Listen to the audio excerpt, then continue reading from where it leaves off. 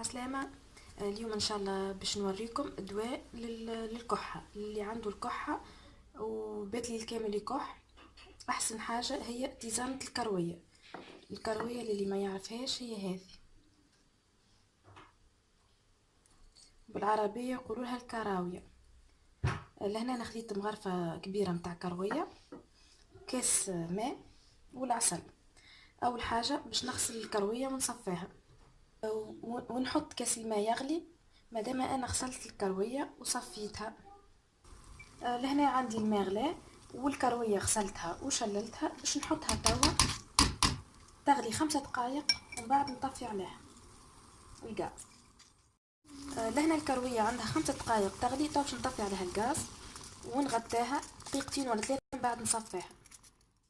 نغطيها هكا بصحن ولا بحاجة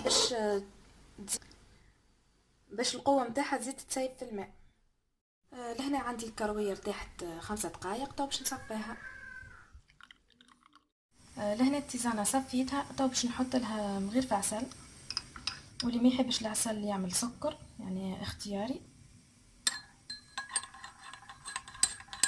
الارتيزانة هذه متاع الكروية نشربوها قبل النوم، يعني ما نشربوا من بعدها حتى شيء وما ناكلوا من بعدها حتى شيء. تكلمي على الاخر الكحة وترتح بالكدا. وان شاء الله في فيديو اخر، وسلامة.